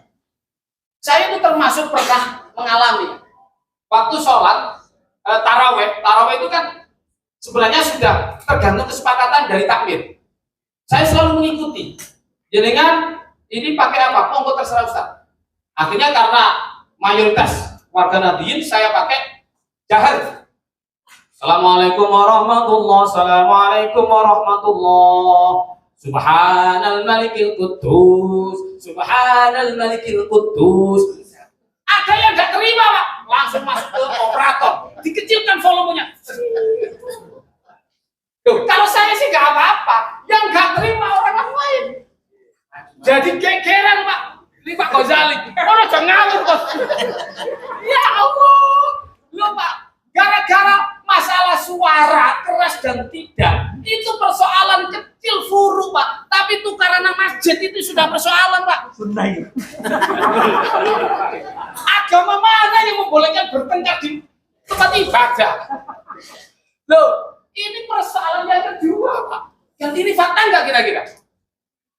Fakta nggak? Fakta sudah banyak terjadi. Wong saya ini termasuk mantan khotib yang dipecat. Ceritanya Mas Musola ini punyanya orang NU. Ini di sepanjang. Tidak percaya cek sekarang. Nah, Musola ini dulu punyanya warga NU, kemudian gak nasi rambut. Ya salah sendiri juga saya. Salah dia gak dirambut kan gitu ya. Dirambutlah teman-teman aktivis Muhammadiyah. Banyak sahabat saya, terus muridnya, talik saya, itu masuk di situ. Lalu saya ditawarin, "Tat, jenengan bisa nggak khotib?" Temu di masjid sana, Masjid Asyidik. Itu dulunya yang musola, sekarang jadi masjid. Lah jenengan khotib pertama. Siap insya Allah. Lah kula khutbah, pertama khutbah wis Al-Fatihah. Yang belakang nggak ada yang ikut, Pak. Yang belakang saja yang musafir-musafir itu. Loh, berarti saya perasaan ini. Saya besok tidak akan menjaharkan. Saya sendiri saja. Saya mengikuti, Pak. Ya udah lama kelamaan kok nggak ada jadwal. Gara-gara saya itu alasannya alibi saya pertama semungkin saya sekali tidak bisa hadir waktu tugas keluar kota. Yang kedua, saya pernah membahas tasawuf Pak di situ. Wah, saya debat sampai 30 menit, setengah jam Pak debat gara-gara antara bahasa sufi dengan tidak itu dia tidak mau. Wah sudah, ya udah. Kalau kita sama-sama bersikukuh, nggak akan selesai. Ya udah kita selesaikan dengan adat. Udah selesai. Setelah itu saya nggak dijadwal lagi. Ternyata tidak hanya saya Pak, teman saya Ustadz Badarman, pengurus PCM sepanjang, curhat ke saya. Dengan tasnya dijadwal temen itu. Oh tetap pulang gitu. Jadi sesama dipecat saling curhat. Itu saya ceritakan ke Prof. Abdul Abdullah, Pak. Jadi itu Pak. Jadi hanya persoalan-persoalan furud Pak yang jadi problem di nomor 2 ini. Tetapi itu bisa menyebabkan perpecahan persaudara. Bentar, ini harus diselesaikan ini. Kalau ada yang mau ditanyakan, sambil nunggu. Ya, cinta kepada agama, tapi tidak sejalan dengan cinta kepada NKRI. Berarti ini kelompok mana? Kelompok yang sudah dibubarkan, yang tidak cinta kepada NKRI. Nah ini berkembangnya semangat beragama yang tidak selaras dengan kecintaan kepada NKRI. Nah dari sini memunculkan pola pikir Pak. Mengapa bisa terjadi tadi? Yang pertama, yang kedua, yang ketiga, karena diawali sikap ini. Ini teori spiral. Teori spiral ini diadaptasi oleh David. Ternyata pemikiran-pemikiran tertutup yang tidak mau menerima pemikiran orang lain itu awal dari sebuah intoleransi. Dimanapun. Kita tidak bicara organisasi ya, mohon maaf. Siapapun, termasuk saya pun, kelompok saya pun, kalau masih punya pikiran ini juga ada problem. Maka setiap daerah berbeda-beda, Pak. Di Padang itu masyarakatnya kolot sekali, Pak. Tapi alhamdulillah begitu kita jelaskan tentang teori ini, akhirnya dia bisa menerima. Itu eksklusif. Di Riau, Pak,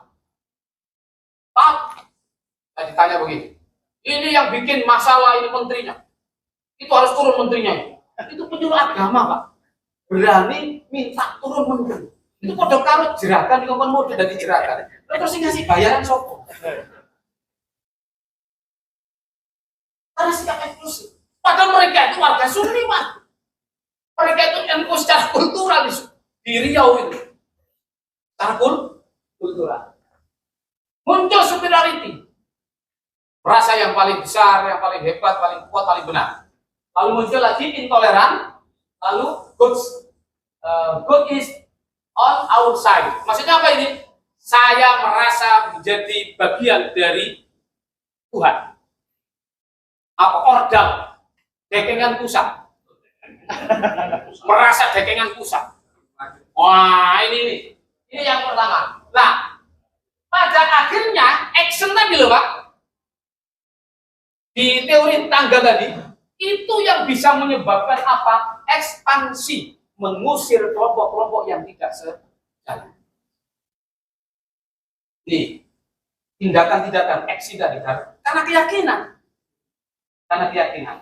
Maka muncul kata Syafi'i Anwar, dua praktek beragama secara substantif dan inklusif berlawanan dengan eksklusif legal formalistik. Ini dua arus keberagamaan. Contoh begini, yang jenengan ngapunten Pak itu. Ya, cek boten ngantuk. Kalau beliau ini sholat, sah enggak? Sah enggak? Neskaton ya gak oleh. Maksudnya sudah menutup aurat? Betul. Berarti beliau termasuk substantif inklusif. Ada lagi yang tidak mau pakai begini. Dulu ngapunten, zaman saya kecil, sholat kalau nggak pakai kopiah dianggap nggak sah. Nah, ini katanya nggak sopan. Kalau dulu begitu Pak, apalagi nggak pakai sarung. Padahal kita kan dilarang, nggak sah kan sholat pakai sarung. Sarungan dulu. Sarungan dulu baru sholat. Itulah permainan kita substantif dan dalam hal beragama atau bernegara. Kelompok yang pertama ini, agama ini harus didasarkan kepada formal agama tertentu. Ya, sementara di negara ini yang dianggap lebih cenderung agama yang dijadikan itu tidak ada sekian persen. Ya, tidak ada sekian persen. Yang Vatikan itu aja yang Katolik. Ya, kemudian kalau Iran itu Syiah ya. Jadi kan tahu nggak, Afghanistan itu semuanya Muslim Pak. Afghanistan itu 100% Muslim.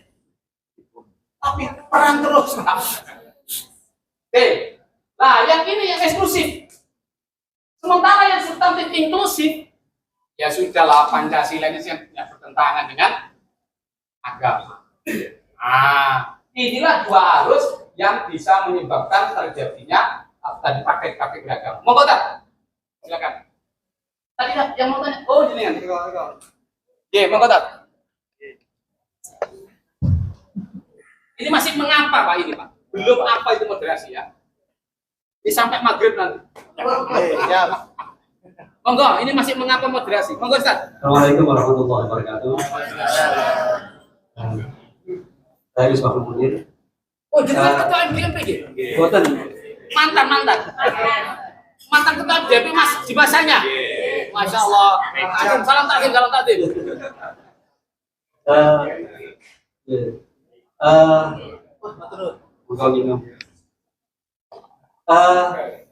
Dari yang tadi disampaikan, ini masih sepertiga.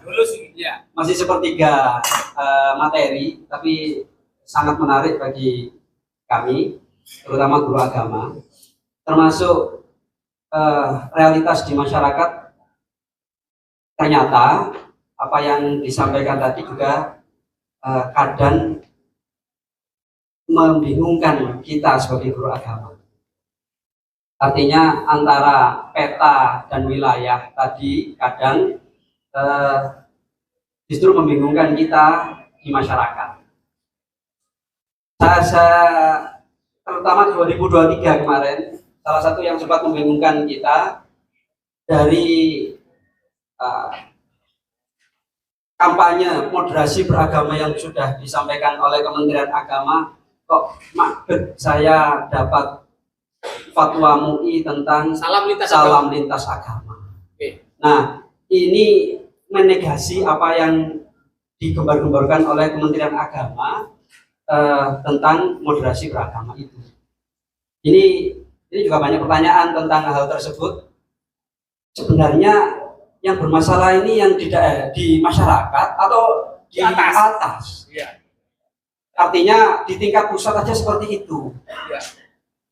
Pertentangan antara Kementerian Agama dan Majelis Ulama Indonesia. Belum lagi masalah-masalah yang di masyarakat, hal-hal yang sepele tentang orang bicara dengan semut itu dipermasalahkan di MUI, tapi di sisi lain orang pertentangan tentang nasab yang bertahun-tahun itu tidak segera diselesaikan di tingkat pusat. Ini juga hal-hal yang mungkin di tingkat Kementerian Agama yang membawai berbagai agama bisa juga dielaborasi ya, terutama kepada kita teman-teman guru agama ini, bagaimana menyikapi hal-hal semacam itu. Saya yakin teman-teman yang hadir di sini tidak hanya guru agama, tapi juga aktif di ormas-ormasnya masing-masing, yang mana hal-hal itu juga menjadi benturan di kalangan ormas-ormas yang ada di masyarakat. Assalamualaikum warahmatullahi wabarakatuh. Waalaikumsalam. Ada lagi? Satu lagi ya. Ini dulu ya. Saya jawab. Betul Pak, yang jenengan katakan Ustaz. Begitu berita ini viral, saya ditelepon oleh Kasubag. Mohon pencerahan berita ini. Tapi ada data yang menurut saya kurang pas. Ada narasi ya, hati-hati makanya ketika membaca narasi. Karena sumber itu juga macam-macam. Baik itu langsung maupun tidak langsung. Jadi ada sesuatu yang menggelitik saya, seolah-olah salam lintas agama sebagai produk moderasi beragama. Betul nggak? Ada narasi itu di beritanya. Ya, ini gara-gara moderasi beragama, akhirnya muncullah salam lintas agama. Apakah ini berdampak? Sedikit banyak iya. Saya ditanya oleh guru agama Hindu mantan alumni latihan di Malang itu. Ini Pak, saya biasanya pakai salam kepada saudara saya yang muslim. Akhirnya tidak berani sekarang gara-gara ini. Karena apa? Karena dia jawab, sampean itu bukan muslim, nggak usah pakai salam. Gitu Pak. Ternyata problem itu ternyata pada fikihnya Pak. Ini yang penting bagi kita, bagaimana guru agama nanti mengajarkan kepada anak-anak jangan terjebak dengan fikih saja. Itu nanti di strateginya kan? Ya, tapi yang perlu saya garis bawahi bahwa salam lintas agama ini ketika kita jawab harus berdasarkan konteks. Dan saya nyatakan itu bukan produk moderasi beragama. Misalnya jenengan, Assalamualaikum warahmatullahi wabarakatuh, sudah selesai nggak apa-apa. Salam sejahtera untuk kita semua juga nggak apa-apa. Tapi seandainya ada yang non muslim, yang misalnya Hindu, Om Swastiastu Namo Buddhaya, apakah gara-gara itu saya sekarang sampai saat ini sekretaris komisi fatwa MUI? Jadi terlalu dangkal kalau menjustifikasi gara-gara salam lintas agama itu dilegasi sebagai satu moderasi kemudian melanggar akidah. Gitu loh. Ya, sebenarnya kalau dalam persoalan fikih itu banyak yang darurat. Apabila darurat, yang haram itu bisa menjadi halal. Maka ini secara konteks, kalau seandainya di daerah-daerah terpencil, misalnya kita ini minoritas Pak, kemudian dengan ego kita berhadapan dengan tokoh agama yang Kristen. Assalamualaikum warahmatullahi wabarakatuh. Padahal waktu itu genting, kamu ucapkan salam sejahtera untuk kita semua atau apa? Salam misalnya begitu. Gara-gara itu kemudian orang marah. Lalu terjadi pertikaian, berarti kita mengorbankan mengorbankan usuliyah tapi mengorbankan furu'iyah. Mengorbankan usuliyah tapi membela furu'iyah. Jadi ini harus dijawab secara konteks. Jenengan tidak mengucapkan itu loh juga nggak apa-apa. Sama dengan adzan kemarin Pak. Orang Katolik loh bilang begini ke saya di TikTok itu, saya dijawab. Saudara-saudara yang muslim, ini betul yang jenengan katakan tadi. Silakan adzan. Kami tidak akan terganggu dengan adzan. Kami tetap usul melaksanakan. Itu Pak jawabannya. Sementara kita ribet Pak sampai ngamuk Pak. Kalau sudah ngamuk itu apakah ajaran agama? Ini mencaci maki itu ajaran agama.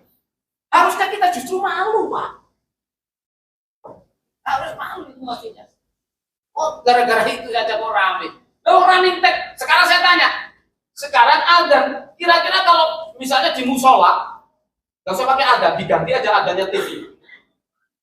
وَمَنْ لَمْ يَتُبْ فَأُولَٰئِكَ هُمُ الظَّالِمُونَ صَدَقَ اللَّهُ الْعَظِيمُ وَمَنْ اللَّهُ أَكْبَرُ.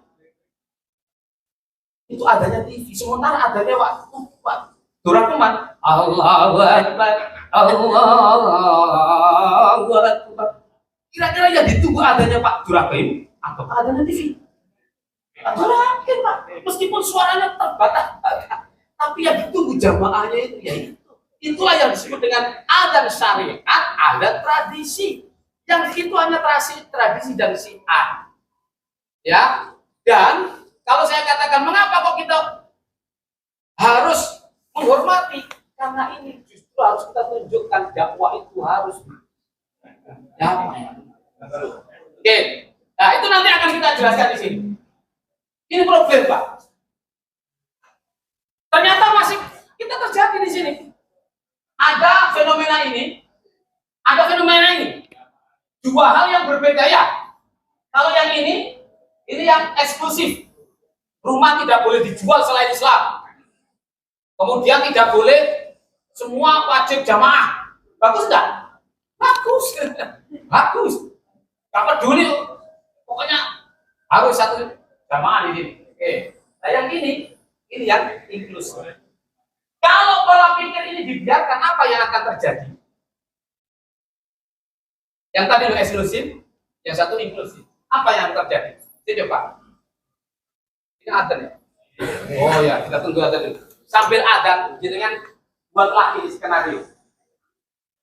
Sampai jam keempat, ini yang akan terjadi apa? Kelompok sini kelompok eksklusif, yang sini inklusif. Silakan berdiskusi. Yang ini kelompok yang sebelah sini. Yang ini kelompok sini. Nah, monggo, teorinya ini. Silakan. Sambil menunggu aja. Ya sambil jawab. Yang itu. Belum ada malah yang masjid sini. Oh, ada yang sudah menemukan. Seandainya ini dibiarkan. Pak Maruf masih ingat kalau yang versi ini apa kan? Yang jenengan tadi eksklusif ya. Sampai keempat itu apa yang akan terjadi? Silakan. Ini yang parkir muslim tadi ya, Iya. perumahan muslim. Kalau menurut saya itu akan terjadi purifikasi. Jadi khusus perumahan yang eksklusif khusus untuk muslim semua. Dia akan mungkin setelah 3 tahun akan terpecah menjadi 2. Kamu yang muslim, yang kamu yang non muslim boleh berdiri. Tapi jelas ininya itu arahnya.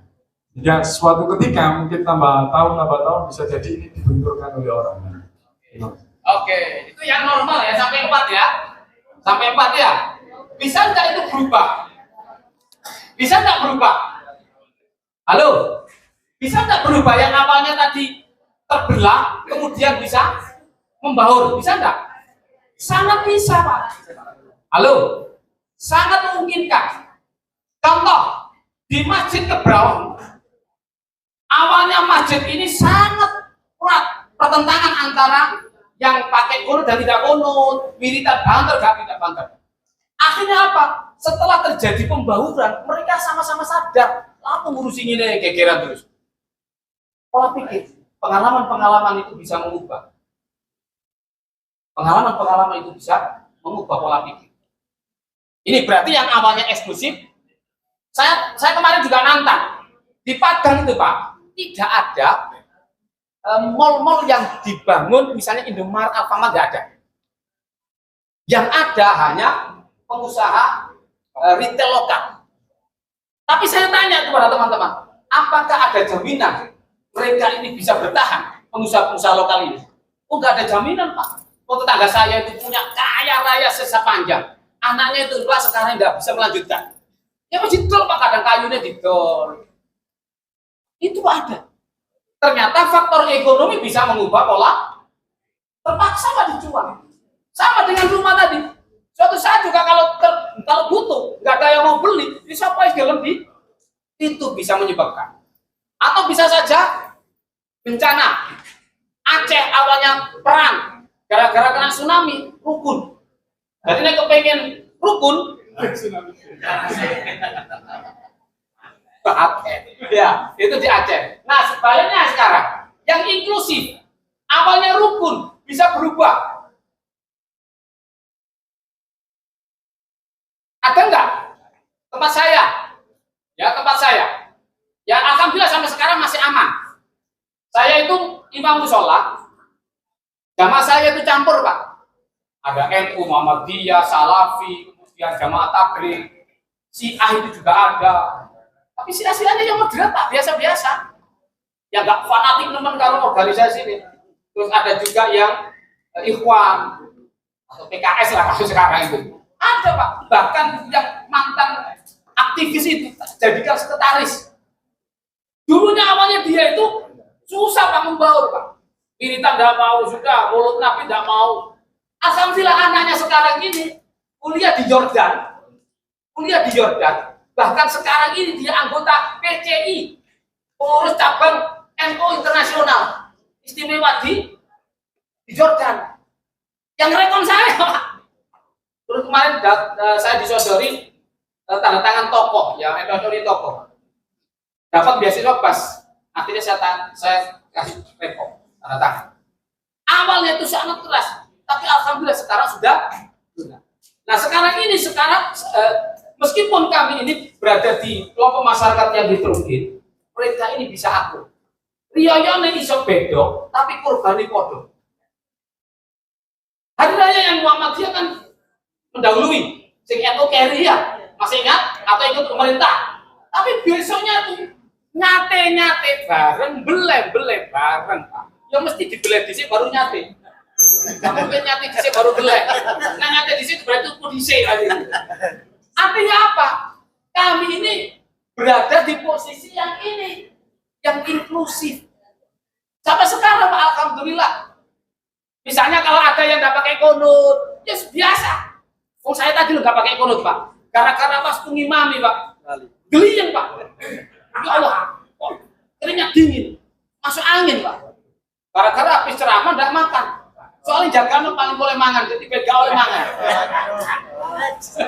Makanya gak oleh kemarau gitu.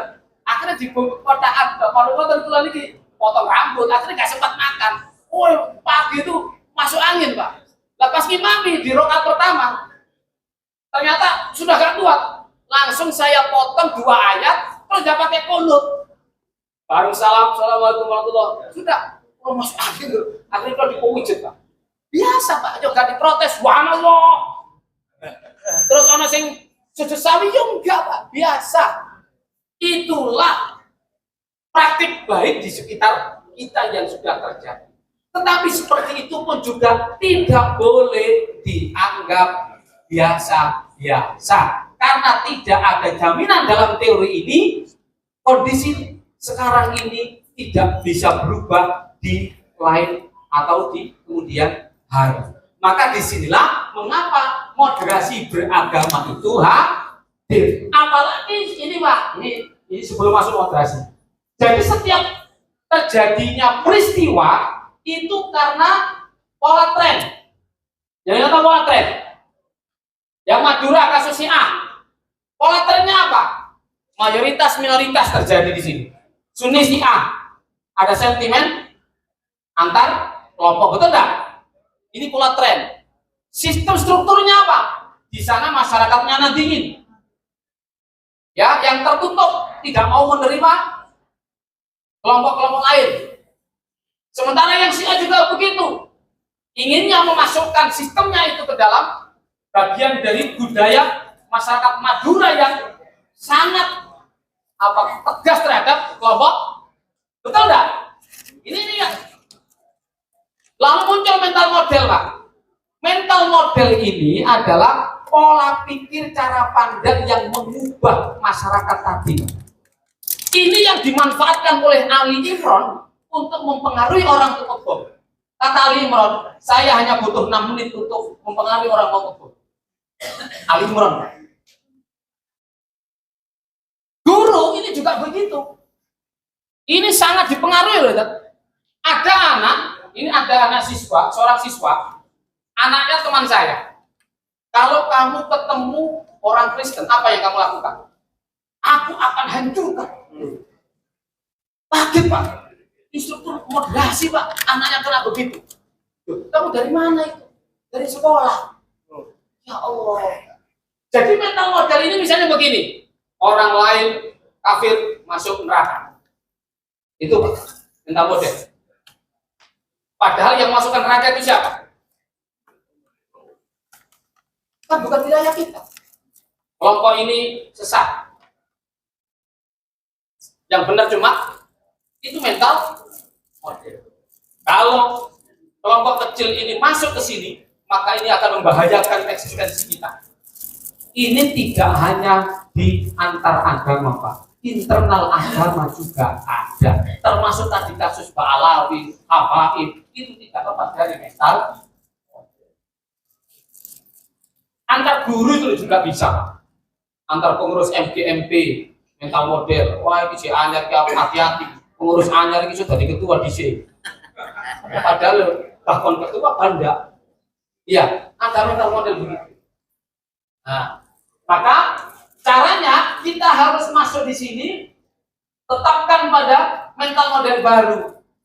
Buka hati tadi, membuka pola pikir, buka hati dan seterusnya. Lalu kemudian kita redesigning, menyusun kurikulum baru dan reframing. Nanti akan saya jelaskan yang lebih rinci. Hanya gini Bapak Ibu, yang mengikat perbedaan kurang 2 menit. Pertama adalah nilai universal. Halo? Saya coba sing NU dan Muhammadiyah. Amaruf NU. Esensi sholat itu apa? Ibadah. Tujuannya? Nah, mendekatkan diri kepada Allah. Yang Muhammadiyah, sholat itu mendekatkan diri kepada Allah, betul? Yang Al-Islam mendekatkan diri kepada Allah enggak? Berarti itu adalah nilai usuliyah kita. Ajaran pokok kita itulah yang mengikat kita, Pak. Kalau internal antar agama, Ustaz. Jadi yang mengikat kita, kalau sesama kita adalah nilai-nilai usuliyah. Bahwa masing-masing agama itu ada maqasid syariah. Masing-masing ubudiyah dalam menetapkan sesuatu ada maqasid. Apa maqasid syariahnya? Kita harus menjaga hidup, din, terus nafas, akal, mal ya. Itu esensinya. Tidak pada apakah kamu sholat pakai kunut atau tidak. Gitu. Nilai usuliyah, itu tahu internal agama. Maka saya itu Pak, kalau sholat tarawih Pak, lebih banyak yang 8 daripada yang 20. Dan saya batasi maksimal 30 menit. Bismillahirrahmanirrahim. Alhamdulillahi Rabbil Alamin. Ini yang 8 rakaat. Tapi kalau yang 20 rakaat, Bismillahirrahmanirrahim. Alhamdulillahi Rabbil Alamin. Ar-Rahmanirrahim. Maliki yaumiddin. Iyyaka na'budu wa iyyaka nasta'in. Ihdinas siratal mustaqim. Siratal ladzina an'amta 'alaihim ghairil maghdubi 'alaihim waladdallin. Ini namanya lagu soba. Jadi kalau minta lagu apa? Saya layani. Lagu Bayati. Bismillahirrahmanirrahim. Alhamdulillahi Rabbil Alamin. Ar-Rahmanirrahim. Maliki yaumiddin. Iyyaka na'budu wa iyyaka nasta'in. Ihdinas siratal mustaqim, siratal ladzina an'amta 'alaihim. Siratal ladzina an'amta 'alaihim ghairil maghdubi 'alaihim waladdallin.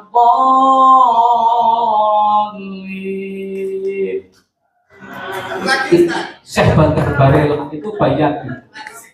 Lagu Sika. Bismillahirrahmanirrahim. Alhamdulillahi Rabbil Alamin. Ar-Rahmanirrahim. Maliki yaumiddin. Iyyaka na'budu wa iyyaka nasta'in. Ihdinas siratal mustaqim.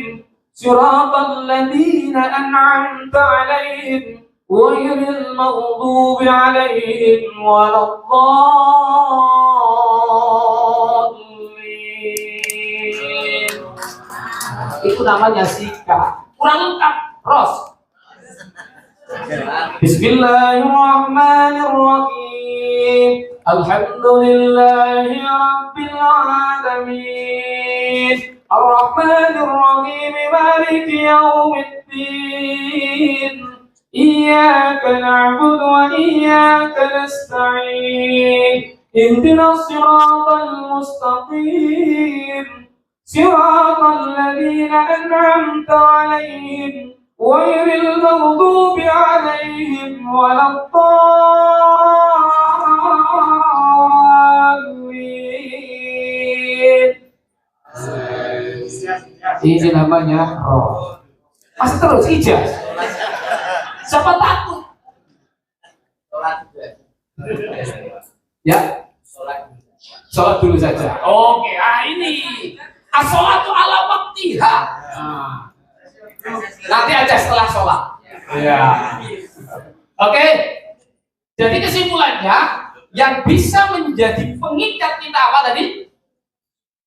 Usuliyah. Persoalan-persoalan yang pokok itu nanti yang akan menjadi pengikat kita di tengah-tengah keberagaman.